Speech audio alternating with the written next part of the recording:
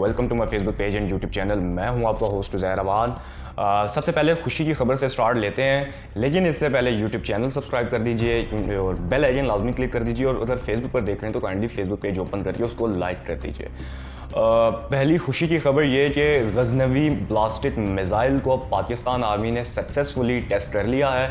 आप सबको बहुत मुबारक हो। और ये उस दिन सक्सेसफुली टेस्ट हुआ है जिस दिन तालिबान ने गजनी शहर को या अफ़गानिस्तान के अंदर कैप्चर कर लिया है, और तालिबान बहुत तेज़ी से कैप्चर करते जा रहे हैं तमाम शहरों को। अब कंदाहार ऑलमोस्ट 98% कैप्चर हो चुका है। अब अगली बारी काबुल की है। अब मतलब इतनी तेज़ी से चीज़ें हो रही। मैंने रिसेंटली मार्शल दोस्तम की वीडियो देखी कि उसके घर के अंदर बैठ के लोग एंजॉय कर रहे हैं, और उसके घर की काफ़ी मज़े की इंटरेस्टिंग वीडियो थी। उस पर किसी और दिन, अफगानिस्तान हमारा टॉपिक नहीं है आज।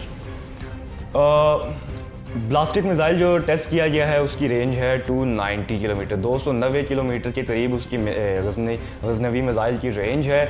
और ये missile surface to surface launch किया जाता है, यानी अगर इसको लाहौर के पास डिप्लॉय किया जाए तो ये आसानी से न्यू दिल्ली तक जा सकता है।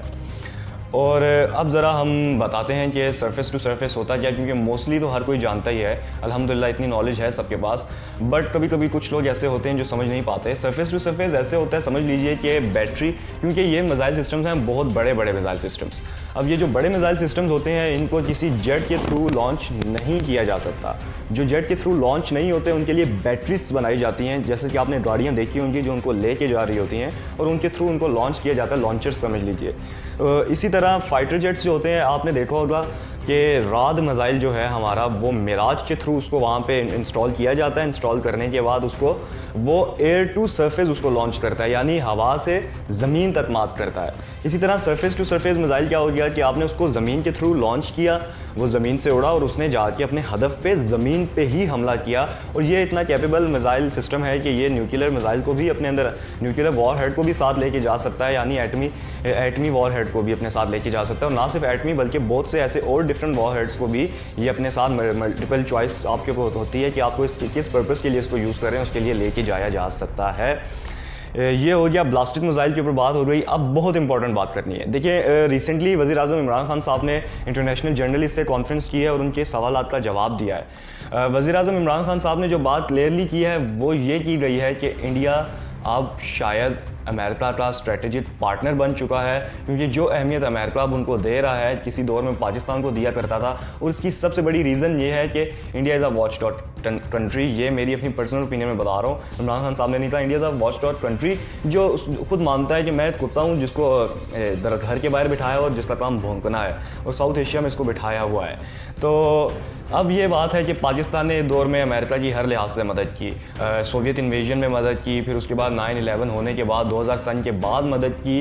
तो वहाँ पे अमेरिका ने पाकिस्तान को इस्तेमाल किया। ये वज़ीर आज़म इमरान खान साहब का कहना था। 20 साल तो नहीं, मैं पर्सनली कहूँगा 78 में इन्वेजन हुई, 2 और 20 40 साल तकरीबन अमेरिका ने पाकिस्तान को इस्तेमाल किया अपने मफादात के लिए। तो 20 साल अमेरिका के साथ चलने के बाद पाकिस्तान, वज़ीर आज़म इमरान खान साहब ने यह कहा कि अब हम अपने इंटरेस्ट का सोच रहे हैं, अमेरिका का नहीं, और हम किसी बाइडन वगैरह की कॉल का इंतज़ार नहीं कर रहे। पहले हम एक्सपेक्ट कर रहे थे कि इतनी वर्स्ट सिचुएशन के अंदर एक प्रेसिडेंट एक मुल्क का सीरियस होकर कॉल ज़रूर करेगा, बट अब हम ये भी एक्सपेक्ट नहीं कर रहे, क्योंकि बाइडन, मैंने जैसा आपको कहा था, Biden administration one of the worst administration America को जो मिली है। ट्रम्प बहुत विजनरी लीडर था, मैं तो ये पहले भी एडमिट कर चुका हूँ। लेकिन वज़ीर आज़म इमरान खान साहब ने क्लियर बात कर दी। उन्होंने कहा देखिए अब हम एक्सपेक्ट नहीं करते, और वैसे भी अमेरिका के इंटरेस्ट चेंज हो चुके हैं, उनके एक वॉच डॉग के साथ ज़्यादा इंटरेस्ट बन चुके हैं, जो कि जिसका काम बस भौंकना है। और अभी इंडिया को भी ये चीज़ें समझ आएंगी। इंडिया भी सब्र करे। इंडिया बहुत बड़ी बेवकूफ़ियाँ कर रहा है, और इंडिया को ये बेवकूफ़ियाँ आगे भुगतना पड़ेंगी। तो लेट देम डू जो भी वो कर रहे हैं। वज़ीर आज़म इमरान खान ने बात क्लियर की है। उनका कहना है कि अब हम इन चीज़ों में अमेरिका का साथ नहीं देने वाले, चाहे कुछ भी हो जाए। और वैसे भी अमेरिका के इंटरेस्ट चेंज हो चुके हैं, और हमारे भी इंटरेस्ट चेंज हैं। देखिए, हमारा इंटरेस्ट हमारा मुल्क को तरक्की पे लेके आना है, ना कि दूसरे मुल्कों की जंगों के अंदर घुस जाना है। हम भी तंग आ चुके हैं जंगों से। कभी मुल्क के बनने के बाद ही जंग, फिर उसके बाद 65 की जंग, फिर 71 की जंग, फिर उसके बाद कारगिल की जंग, फिर उसके बाद 20 साल हम दहशतगर्दी की जंग में रहे। तो हम जंगों से एक तरह से अब तंग आ चुके हैं। हालांकि मुसलमान है, मुसलमान जंगों से तंग नहीं आता। मुसलमान अल्हम्दुलिल्लाह अल्लाह ताला ने एक क़ुव्वत बख्शी है मुसलमान को, लेकिन एक गैप होता है जंगों के बीच में। तो हमने जो दूसरी जंगें लड़ी 65 की, 71 की, ये दूसरी जंगें थी। इनके लिए हमारा ईमान अभी भी ज़िंदा है। लेकिन जो दहशतगर्दी की जंग है, हमने उसके अंदर अपने मासूम लोगों की जानें गंवाती हुई देखी हैं। तो हम उस चीज़ को बर्दाश्त नहीं कर सकते और हम किसी की जंग में अब नहीं जाएंगे। वज़ीर आज़म की बात बहुत क्लियर थी और हमने अभी रिसेंटली, मैंने कल भी डॉज़र के ऊपर बात की थी, आपको अगर याद हो तो उसके अंदर जो एंटी पाकिस्तान कैंपेन्स चलाई जा रही हैं उसके अंदर ये सब ममालिक शामिल हैं। इंडिया तो सबसे आगे है। बहरहाल अभी के लिए आप मुझे इजाज़त दीजिए, इंशाल्लाह आपसे अगली वीडियो में मुलाकात होगी। मैं हूं आपका होस्ट उज़ैर अवान।